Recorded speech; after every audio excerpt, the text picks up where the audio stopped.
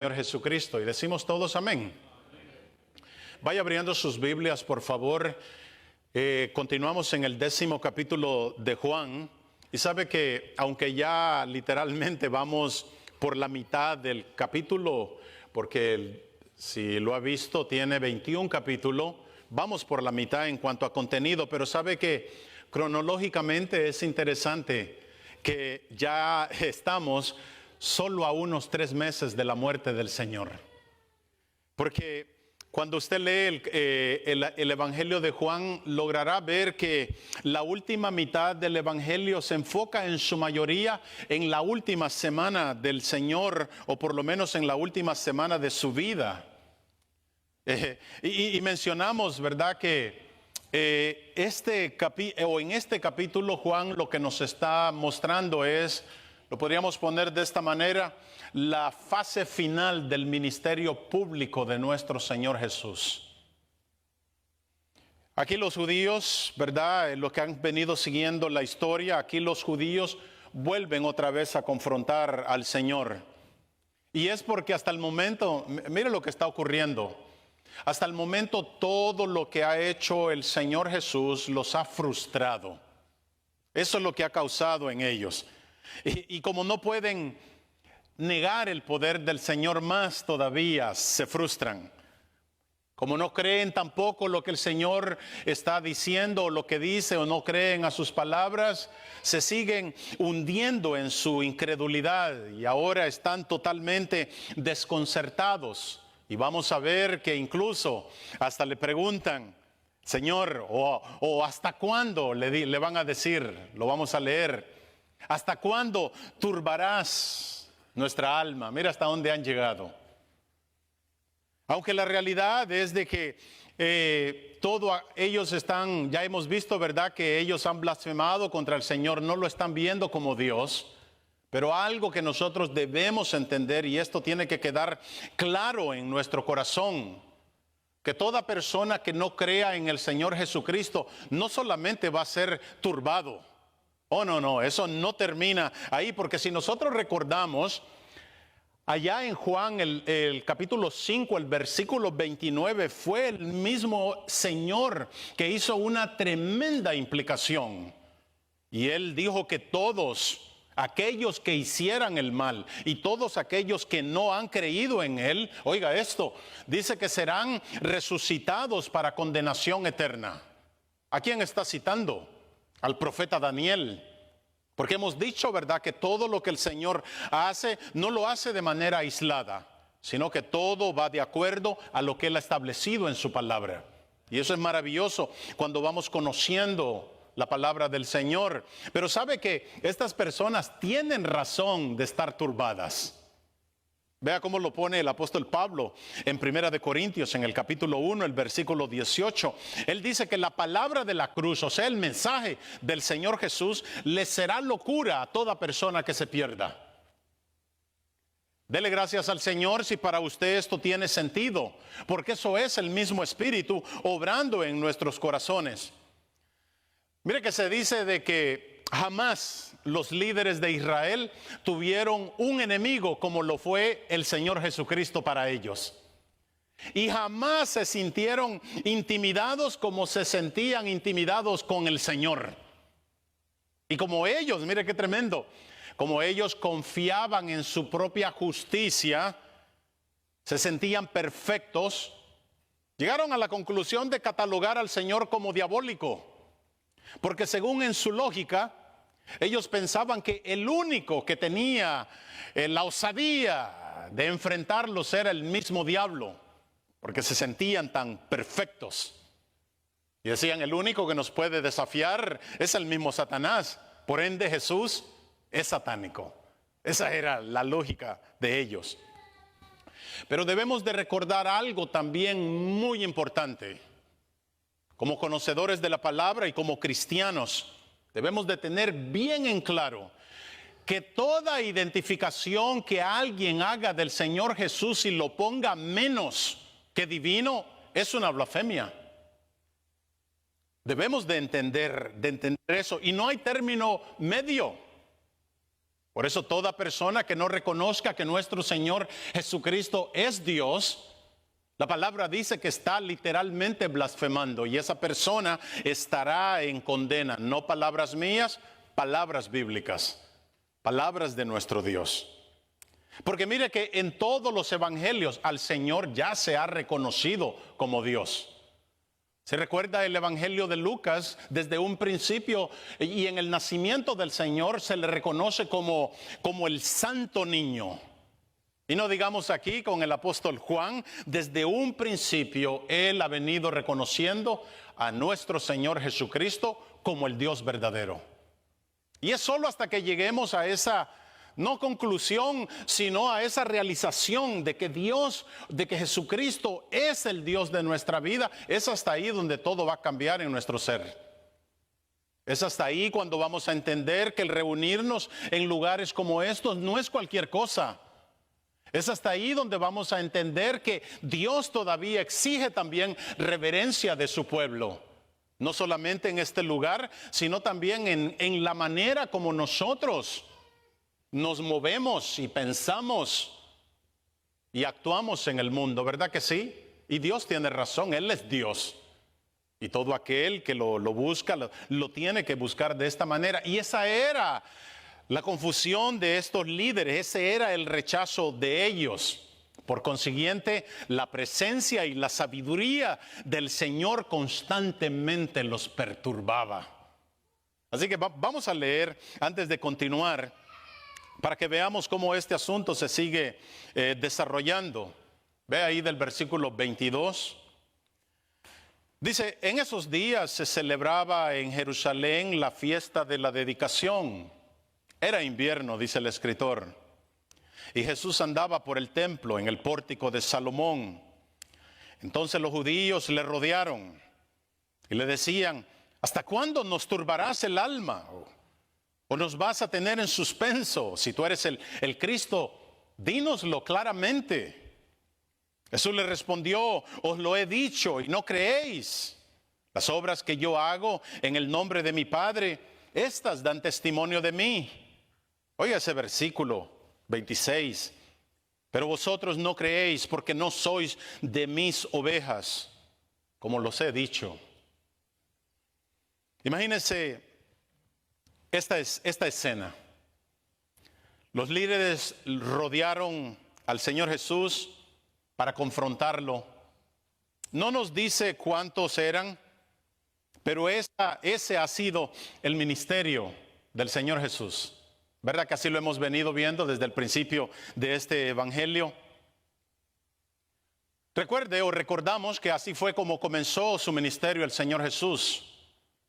Comenzó delatándolos a todos ellos, delante de aquellos centenares de miles de personas que se habían hecho presentes cuando Él vino y en un acto de purificación del templo, era por decirlo así en la escena.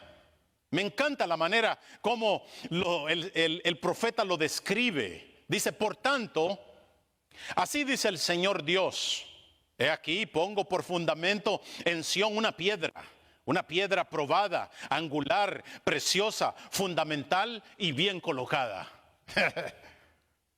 El que crea en ella, dice, no será perturbado. Pero era todo lo contrario con ellos. Y lo irónico, mire que es que acusaban al Señor de estar fuera de sí. En otras palabras, lo acusaban de loco, pero eran ellos los que seguían siendo trastornados por el poder y las palabras de Jesús. Y como ya no pudieron contra Él, ¿qué hicieron? Vamos a crucificarlo. Porque nunca lo vieron como el ungido de Dios. Nunca lo vieron como el enviado. Pero debemos de recordar también cómo el Espíritu Santo ha venido cuidando esto del Señor Jesús. Y es lo que nos presenta en el Evangelio de Juan. Incluso, tan importante era esto para el Espíritu Santo que lleva esta verdad acerca del Señor Jesús hasta la epístola de Juan, que fue lo que el hermano leyó, lo que leímos. Oiga lo que dice, comenzando ahí en Primera de Juan, el capítulo 2, el versículo 22. Hace la pregunta el escritor y dice, ¿quién es el mentiroso? Sino el que niega que Jesús es el Cristo. Este es el anticristo, el que niega al Padre y al Hijo. Todo aquel que niega al Hijo tampoco tiene al Padre. Por eso es que hago énfasis, mis hermanos, en que es aquí donde muchos se confunden. No entienden, de acuerdo a lo que dice el apóstol Juan, que si alguien no tiene la cristología correcta, están perdidos. El apóstol Juan los llama, oiga, anticristos. Alguien que odia a Cristo. El que no tenga esa cristología correcta. Si vemos, mire que al final del capítulo 22 allá en Lucas, cuando el Señor se presenta ante el Sanedrín, los grandes líderes, ellos le preguntan, ¿eres tú el Hijo de Dios? Vea que en esa plática el Señor lo afirmó, nunca lo negó, lo aceptó. Fue entonces cuando vienen ellos y lo toman y lo llevan ante Pilato, porque según ellos ya no necesitaban más pruebas. Y la acusación era de que era un blasfemo. Quiere decir entonces que el Señor siempre les dijo quién era. Y es lo mismo que nosotros estamos viendo aquí en este capítulo 10 de Juan. Los líderes lo están acusando de blasfemo, pero era una blasfemia arreglada. Ahora, como lo es el crimen en nuestros días. Crimen organizado. Eso era lo que estaba ocurriendo. Todo era un complot. Porque al final los blasfemos eran ellos. Oiga esto. Eran ellos los que dirigían al pueblo de Israel. Y eran ellos los que el Señor Jesús dijo que cada vez que discipulaban a alguien, lo estaban haciendo 2 veces partidario al infierno. Por ende, entonces, como ellos habían, voy a usar esta palabra, discipulado a todo Israel, unánimemente, entonces, al final, toda la nación negó al Señor Jesús. Esa era la situación en la que se encontraban, de una manera colectiva. No podemos simplemente decir que fueron solo los líderes, no, también miles de personas, millones de personas lo negaron. Y hago énfasis en eso, de que no fue la cantidad que cambió el parecer al Señor, no, el juicio vino. Y siempre ha sido así. Pero eso también fue profetizado. El profeta Isaías lo dijo en el capítulo 53 de su libro. Oiga lo que dice el primer versículo. Él hace la pregunta, el profeta, ¿quién ha creído a nuestro mensaje? ¿Verdad que sí? Es decepcionante cuando usted da el mensaje del Señor y no lo creen. La pregunta se ha hecho por las generaciones todavía. ¿Quién cree? ¿Será que no hay nadie que tenga fe en el Señor? ¿Quién ha creído? Dice el profeta, y a quién se ha revelado el brazo del Señor. Y es esa la oposición que prácticamente hemos visto en cada uno de estos capítulos. Y todavía esa oposición se extenderá en el capítulo 11 y el capítulo 12. Y desafortunadamente, ¿verdad? Como ya conocemos la historia, vamos a ver que al final de esos grandes encuentros públicos del Señor con ellos, y especialmente en la última semana o en la semana de la pasión, como algunos lo conocen, esa oposición se volverá a manifestar.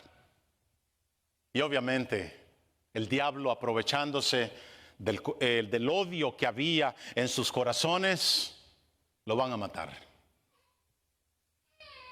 Pero la iniciativa es esa, el odio en sus corazones. Pero del versículo 22, aquí en este capítulo 10 de Juan, del versículo 22 hasta el final, lo que el apóstol Juan nos está haciendo es resumiendo más que todo el rechazo hacia el Hijo de Dios de parte de la nación de Israel, el pueblo escogido. Eso es lo que está escribiendo Juan en estos versículos, muy triste. Ahora, mire que solo en esos versículos que leímos, hay varias escenas. Y obviamente, ¿verdad? Lo primero que vamos a ver es la confrontación, otra confrontación. Porque, no hemos podido evitar ver que las confrontaciones eran parte del ministerio del Señor Jesús, ¿verdad que sí? Pero le digo algo, las confrontaciones no solamente eran en el ministerio del Señor Jesucristo, sino que también eran parte del ministerio de los apóstoles. Y le digo algo más, también la confrontación será con toda aquella persona que presente la verdad absoluta de Dios, porque así ha sido a través de la historia. Nadie se escapa. Claro, eso es si se presenta la verdad de Dios como la verdad absoluta. No una verdad relativa. Lo que es bueno para ti es bueno para mí. No, aquí estamos hablando de una verdad absoluta, y fuera de esa verdad no hay verdad. Juan nos da el detalle que todos estos encuentros, las confrontaciones siempre se daban en estas fiestas religiosas. Y normalmente ocurría de esta manera. Ya lo conocemos, ¿verdad? Venían y le hacían una pregunta al Señor. Y no que preguntar esté malo. Pero las preguntas de ellos venían cargadas con veneno. Porque nunca en verdad ellos tenían el deseo de saber o conocer del Señor. No había en ellos el deseo de que se les aclarara algo. Las preguntas de ellos venían cargadas con engaño, con veneno. Porque no había ese deseo de saber más del Señor Jesús o quién Él era. Todo lo que andaban buscando era una oportunidad para acusarlo públicamente y así justificar su asesinato. Muy típico del ser humano. Pero mira que a mí me encanta también que, o mejor dicho, podríamos decirlo de esta manera, es irónico que las preguntas que ellos hacían eran preguntas correctas. O muchas de los que ellos hacían. Si se acuerdan, el joven rico, él hizo una buena pregunta. Cuando Nicodemo vino a ver al Señor, también hizo una buena pregunta, una pregunta correcta. Y así hubieron otras preguntas. Pero también es irónico que cada vez que el Señor contestaba, también les daba la respuesta correcta. Pero ellos, de forma desafiada, siempre rechazaron todas las respuestas del Señor. Porque todo lo que querían hacer o las intenciones era simplemente tenderle trampas a nuestro Señor. Mira a quién querían que cayera en una trampa. Al que conoce todas las cosas y conoce aún los pensamientos de nosotros antes que salgan de nuestra boca. Y sabe que como Jesús se había convertido en una gran amenaza para ellos, me gusta también que ellos le enviaban a personas o a las mejores personas de todos los círculos teológicos que tenían. Porque si usted lee la palabra, el Señor fue entrevistado por los escribas, por los fariseos, por los saduceos, por los herodianos, etcétera. Y ninguno pudo contra la sabiduría de nuestro Señor. Todos se fueron avergonzados. Es más, el Señor me gusta que los identificó como serpientes, como víboras. Lo cual era un derivado de la serpiente antigua, que cargaban el veneno en sus lenguas y el engaño. Y el Señor lo supo, por eso les dio su apellido bien puesto. Conocía las intenciones de ellos. Ahora, si ellos veían al Señor Jesús como un enemigo, déjeme decirle que en verdad lo era. Porque todo lo del Señor Jesús iba en contra de lo que ellos eran. Iba en contra de ellos la divinidad de nuestro Señor, la sabiduría de nuestro Señor y la santidad y la pureza absoluta de nuestro Señor. Todo iba en su contra. Mire que pensando en esto, me recuerda las razones por las que el descarriado Saúl le temía a David. No sé si se recuerda, pero allá en Primera de Samuel, en el capítulo 18, el versículo 13 nos dice que Saúl estaba temeroso de David por cuanto David se conducía prudentemente en todos sus caminos. Oiga esto, y porque Jehová estaba de su parte. Claro, estas serpientes estos hombres tenían la razón para temerle al Señor. Vea que en el versículo 22 se habla de la fiesta de la dedicación. Esos que les gustan los detalles o los que les gusta la historia, se dice que esta fiesta no es una que se encuentra en el Antiguo Testamento. Según los cálculos, aquí donde estamos leyendo, estamos más o menos a unos 2 meses después de la fiesta de los tabernáculos. ¿Se acuerda que pasamos por ella? Quiere decir entonces de que estamos más o menos en el mes de noviembre, diciembre, por ahí en lo que estamos leyendo. También esta fiesta de la dedicación era conocida como la fiesta de las luces. Es lo que hoy, lo va a escuchar pronto, es lo que hoy los judíos celebran como el Hanukkah. No sé si lo ha escuchado. Pero de acuerdo a la historia, muy interesante, bueno, a mí me gusta la historia.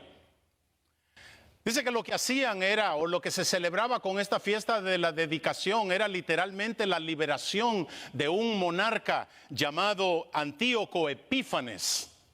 Y es como él mismo se daba a conocer, o sea, Antíoco el Supremo, era el nombre que se había puesto.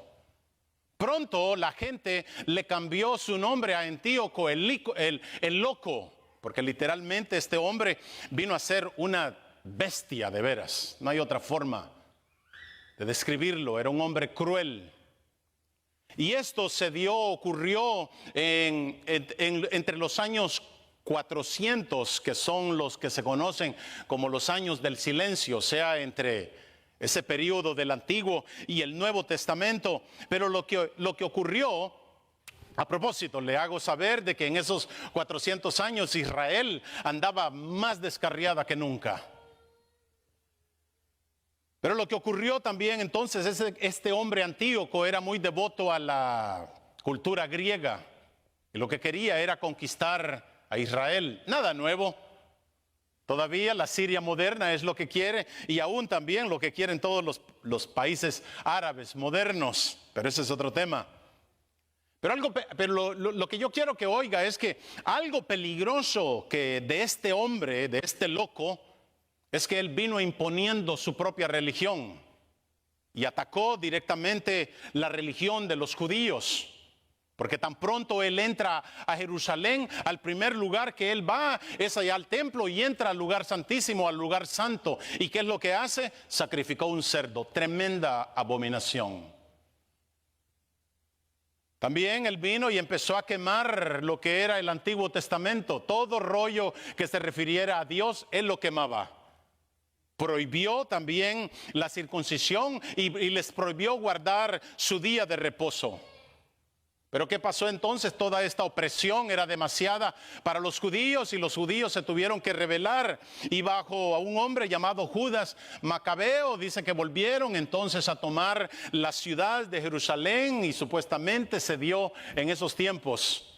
Noviembre, diciembre, y la fecha que se celebraba era el 25 de noviembre o diciembre. ¿Cómo lo celebraban? Lo celebraban con luces, con lámparas o con ramas encendidas. Y desde ese tiempo, esa fecha es reconocida por los judíos. Un poquito de historia. Me llama la atención ese punto de que no nos sorprendamos que es lo mismo que el anticristo siempre ha tenido en su corazón. El detener todo lo que se refiere a Dios. Mire, si ve la parte final del versículo 22, llama la atención que el escritor dice que era invierno. Y analizando lo que estaba pasando con el pueblo de Israel, un escritor dice que analizando todo eso, que en verdad era invierno con todo el sentido de la palabra. Queriendo decir, dice el escritor, que no solamente Jerusalén estaba fría, sino también los corazones de sus habitantes. Porque por un lado estaban dispuestos a celebrar un libertador humano. Y por otro estaban a punto de crucificar al libertador o salvador del mismo mundo. Esas son las ironías que nos encontramos en la vida. Vea que dice que Jesús andaba por el templo, caminando por el templo, por el pórtico de Salomón, nos dice Juan. Le llamaban el pórtico porque era lo único que quedaba ya para ese tiempo del templo salomónico, el que había sido destruido por los babilonios, creo que por allá por el año 586 antes de Cristo. Ya el Señor les venía indicando lo que él sentía de su religión o del religioso. Pero el versículo 24, en el versículo 24 vemos de que se acerca la mafia, literalmente eso eran. Públicamente dice que vienen y confrontan al Señor y lo rodearon. Mire el drama, como que si al Señor le asustaba eso. Y le dicen, ¿hasta cuándo nos turbarás el alma? O posiblemente su versión dice, ¿hasta cuándo nos tendrás en suspenso? Tanto que hay de veras en esa pregunta. Yo lo que veo es hipocresía. Obviamente hay frustración, hay descaro y ¿por qué no? Hay drama. Hay hipocresía, mis hermanos, porque si ya ellos varias veces han tratado de apedrearlo, fue por lo mismo, porque él nunca escondió ser Dios. Ya se los había dicho. Hay descaro porque solo querían extraer algún tipo de declaración y encontrarlo en una blasfemia para aplicarle de nuevo la violencia con la cual ellos se identificaban. Y hay drama, porque le dicen ¿hasta cuándo? Ya viste a las niñas, ¿verdad? ¿Cómo se ponen? Bueno, los niños también, no, ahora no solamente las niñas son las... Dice, ¿hasta cuándo nos tendrás en suspenso, nos turbarás el alma? Muy interesante. Se dice que del versículo 21 al 22 han pasado por lo menos 2 meses. Y esto es lo que el escritor nos dice con esto, lo que nos quiere, o lo que resalta. Que todo lo que se necesitaba era de que volviera a aparecer el Señor Jesús, para que el odio en estas personas se volviera a encender. Habían pasado 2, 3 meses. Alguien diría, por lo menos ya se calmaron. No. La presencia del Señor volvía a encender su odio. Mire, eso se entiende. De verdad que se entiende. Porque si el Señor Jesucristo ya los había identificado como hijos del diablo, la presencia del Señor los tiene que incomodar. O sea, tiene sentido que se incomoden, porque esto me hace pensar, ¿se acuerda cuando el Señor se baja de la barca con los discípulos y llega al pueblo de los Gadarenos? Y él confronta a los demonios que estaban en los Gadarenos o en el Gadareno. Dice que tan pronto los demonios sintieron o vieron la presencia del Señor, se tuvieron que incomodar. Oiga lo que le preguntan los demonios hablando. ¿Qué tienes con nosotros, Jesús, Hijo de Dios? ¿Has venido acá para atormentarnos antes de tiempo? Qué triste. Los demonios podían reconocer que Él era Dios y no los tremendos líderes conocedores de la palabra. Se les fue teniéndolo en las manos. Ojalá que no ocurra eso con ninguno de nosotros, porque ya se nos ha revelado bastante quién es nuestro Señor.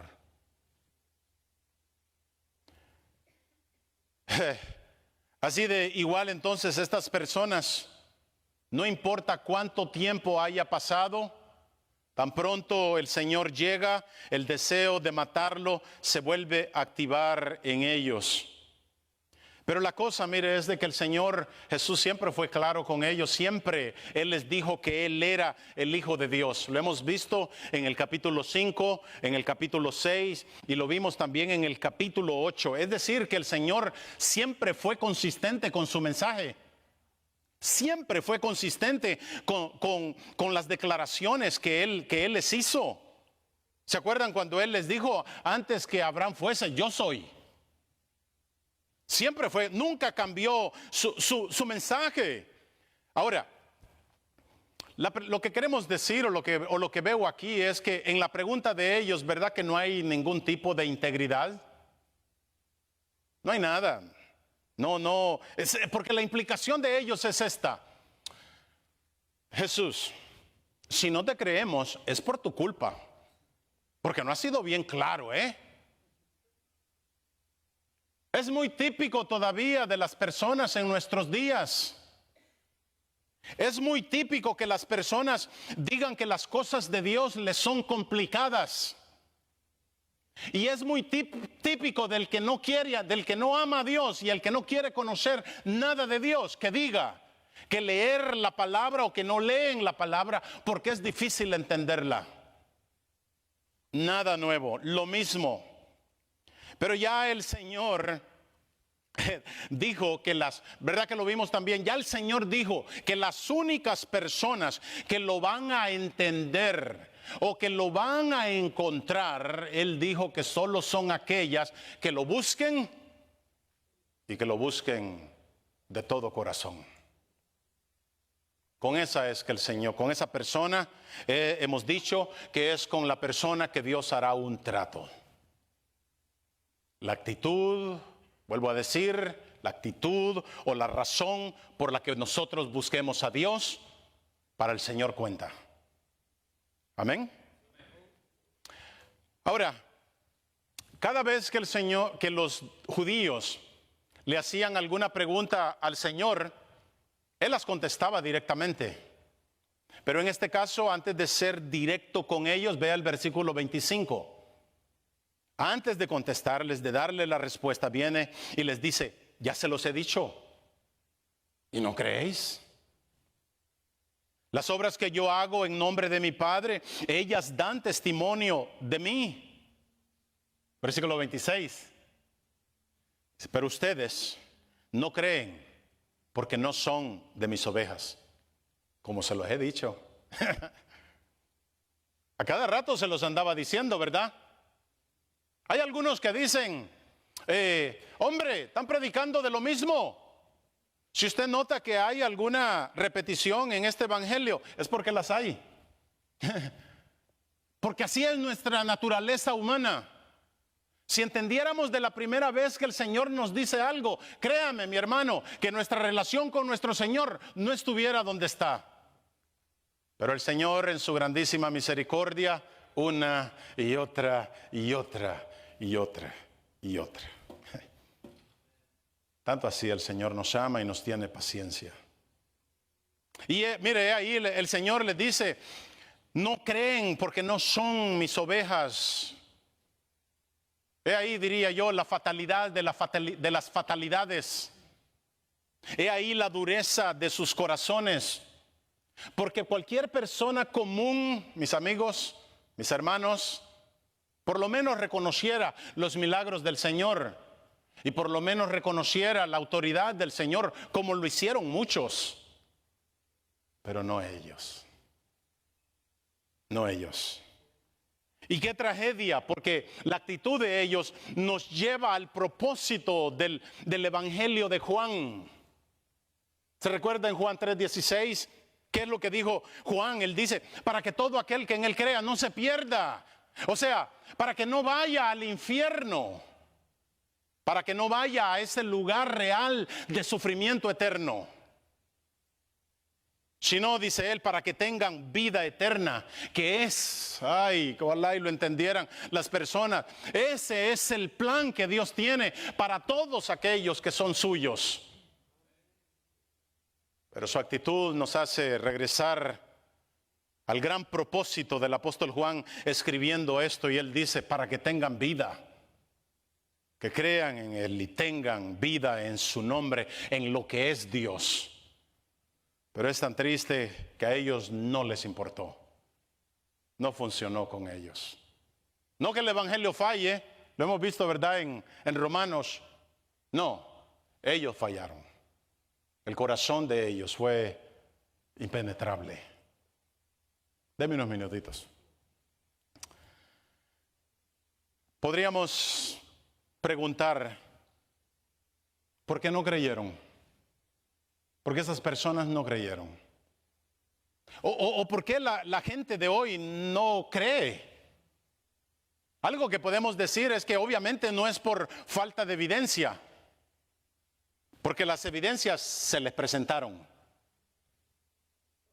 Yo creo que es por lo que el Señor nos dijo allá en Juan 7:7. Jesús dijo, si el mundo me rechaza o me odia, es porque yo doy testimonio que sus acciones son malas. O sea que odian su luz y su verdad o la verdad de Dios porque ellas exponen su pecado. Esa es la realidad. Sí. Ahora, si preguntamos por qué los cristianos son rechazados o por qué siguen siendo perseguidos, no podemos llegar a otra conclusión que es también porque el verdadero cristiano va a hablar en contra del pecado. Y por ende, la gente no quiere oír cosas que los incomodan. Esa sigue siendo la misma razón. Algo terrible es que el Señor también dijo de que ellos rechazan la luz. Oiga esto, porque aman o amaron las tinieblas. Wow.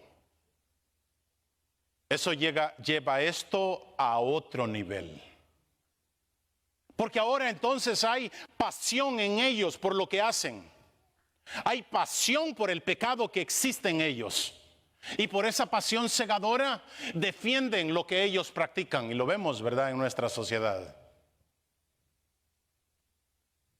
Tenía razón un teólogo que dijo, o cuando dijo, podemos presentarle toda la evidencia a las personas que tengamos. Y podemos hablar de apologética. O podemos defender el evangelio con toda la elocuencia. Pero si la persona no quiere apartarse de su pecado, o la persona no quiere repudiar su pecado, oiga esto, no habrá fe. No puede.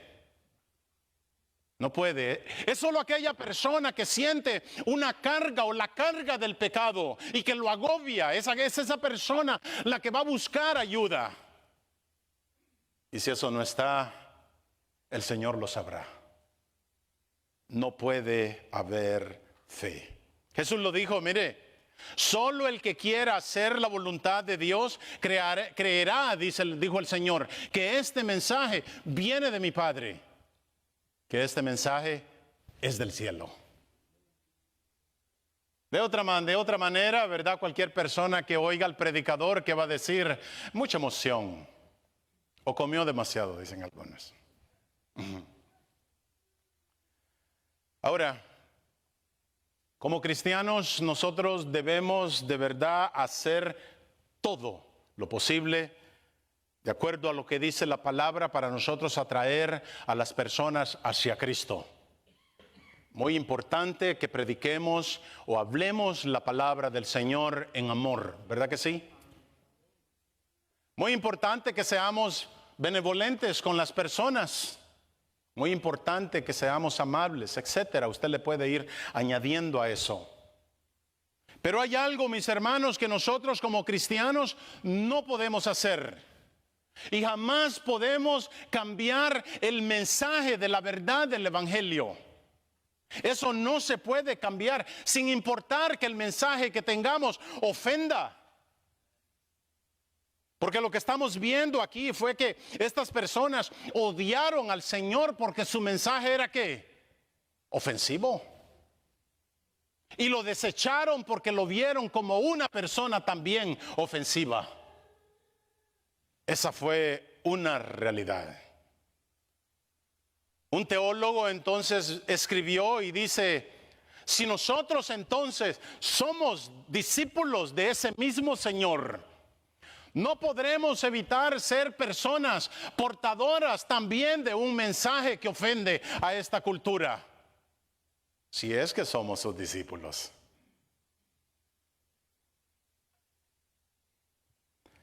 Y si somos discípulos del Señor, no vamos o no podemos solo decirle a las personas que Jesús te ama,